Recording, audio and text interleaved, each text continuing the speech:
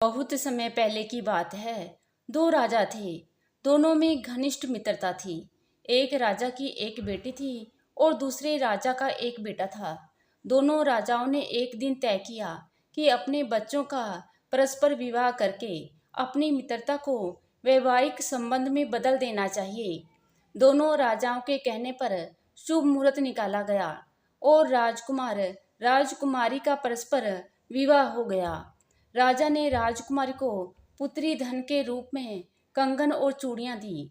राजकुमार राजकुमारी को विदा कराकर कंगन और चूड़ियों सहित अपने महल में ले आया। दोनों हंसी खुशी से रहने लगे। एक दिन राजकुमारी और राजकुमार अपने महल की अटारी में बैठे प्रेमालाप कर रहे थे। बातों बातों में राजकुमारी ने राजकुमार से कहा कि यदि मैं किसी दिन मर जाऊं तो तुम दूसरा विवाह मत करना। राजकुमार ने राजकुमारी को आश्वासन दिया कि वह दूसरा विवाह कभी नहीं करेगा। दुर्भाग्यवश कुछ दिन के बाद राजकुमारी की मृत्यु हो गई। राजकुमार बहुत दुखी हुआ। दोनों राजा भी बहुत दुखी हुए। कुछ दिन के बाद दोनों राजाओं ने राजकुमार को समझाया कि उसे दूसरा विवाह कर लेना चाहिए। राजकुमार को राजकुमारी से किया गया वादा याद आ गया और उसने दूसरा विवाह करने से मना कर दिया। तब दोनों राजाओं की रानियों ने राजकुमार को समझाया कि उसे दूसरा विवाह कर लेना चाहिए। बहुत समझाने बुझाने पर राजकुमार विवाह करने को तैयार हो गया। दूसरी पत्नी के महल में आने पर राजकुमार ने उसे राजकुमारी का कंगन और कुछ चूड़ियां उसे पहनने के लिए दे दी।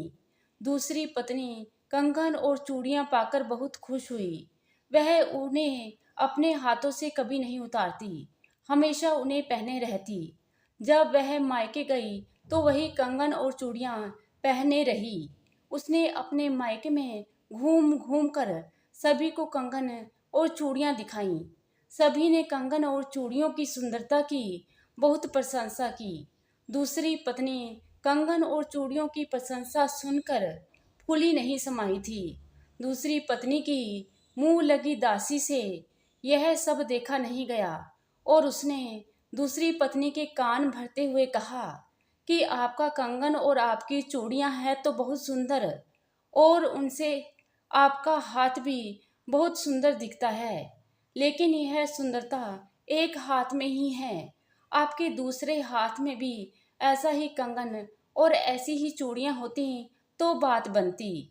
अपनी प्रिय दासी की बात सुनकर दूसरी पत्नी बहुत दुखी हो गई। वह जब अपने ससुराल लौटी तो वहां उसने किसी से कोई बात नहीं की। वह अपने कमरे में जाकर चुपचाप लेट गई। जब उसे भोजन करने के लिए उठाने को कहा गया तब भी वह नहीं उठी। दासियां उसे उठाने के सारे प्रयास कर कर थक गईं, तो उन्होंने राजकुमार को सूचना दी। राजकुमार ने आकर अपनी दूसरी पत्नी से उठने को कहा, मगर दूसरी पत्नी ने राजकुमार की भी नहीं सुनी। तब राजकुमार ने अपनी दूसरी पत्नी के रूठने का कारण उसकी दासियों से पूछा। इस पर दूसरी पत्नी की मुंह लगी दासी ने इतराते हुए कहा कि हमारी मालकिन इस बात से दुखी है कि आपने उनके एक हाथ के लिए तो कंगन और चूड़ियां दी, लेकिन दूसरा हाथ सूना रखा।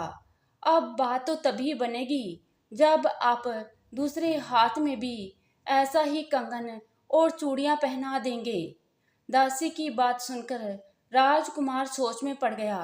दूसरा कंगन और चूड़ियां उसकी पहली पत्नी अर्थात राजकुमारी के पिता के पास थी। राजकुमार को लगा कि जब राजकुमारी ही नहीं रही तो उसके पिता से दूसरा कंगन और चूड़ियां कैसे मांगे। लेकिन अंततः उसे अपनी दूसरी पत्नी के हट के आगे झुकना पड़ा। राजकुमार अपने पहले ससुर के पास पहुंचा और उसने अपने पहले ससुर से कहा, मैं आपके चरण स्पर्श करते हुए आपसे विनती करता हूँ कि जैसा कंगन और जैसी चूड़ियाँ आपने मुझे पहले दी थी वैसी ही एक बार फिर दे दीजिए। किंतु वो कंगन और चूड़ियाँ तो मुझे चंद्रदेव ने दी थी। तुम्हें चंद्रदेव के पास जाकर उनसे कंगन और चूड़ियां मांगनी होगी। राजकुमार के ससुर ने कहा। राजकुमार चंद्रदेव के पास पहुंचा और उनसे निवेदन किया कि जो कंगन और चूड़ियां आपने मेरे पहले ससुर को दी थी, वैसा ही कंगन और वैसी ही चूड़ियां मुझे भी दे दें। वो कंगन और चूड़ियां तो मुझे गुरु बाबा ने दी थी, तुम उनसे जाकर मांगो। चंद्रदेव ने राजकुमार से कहा। यह सुनकर राजकुमार गुरु बाबा के पास पहुंचा। उसने गुरु बाबा को प्रणाम किया और उनसे विनती करते हुए बोला, जैसा कंगन और जैसी चूड़ियां आपने चंद्रदेव को दी थीं, वैसा ही कंगन और वैसी ही चूड़ियां मुझे भी दे दीजिए। लेकिन वो कंगन और वो चूड़ियां तो मुझे यमदूत ने दी थी, इसलिए तुम यमदूत के पास जाओ और उन्हीं से कंगन और चूड़ियां मांगो। गुरु बाबा ने राजकुमार को सलाह दी। राजकुमार गुरु बाबा की सलाह मानकर यमदूत से मिलने के लिए स्वर्ग जा पहुंचा। वहां उसने देखा कि उसकी पहली पत्नी अर्थात राजकुमारी एक आम के वृक्ष के नीचे बैठी हुई है और उसके पास कंगन और चूड़ियों वाली एक पोटली रखी है। राजकुमार राजकुमारी को देखकर बहुत खुश हुआ। उसे लगा कि राजकुमारी उसे कंगन और चूड़ियां दे देगी। वह राजकुमारी के पास रखी पोटली के पास पहुंचा, लेकिन राजकुमारी ने पोटली छूने नहीं दिया। तुमने मुझसे किया गया वादा तोड़ा, दूसरा विवाह रचाया। अब यदि तुम मुझसे आज भी प्रेम करते हो तो इस पोटली को हाथ लगाओ, वरना इसे छुओ भी नहीं। राजकुमारी ने राजकुमार से कहा। राजकुमारी की बात सुनकर राजकुमार ने अपने दिल को टटोला।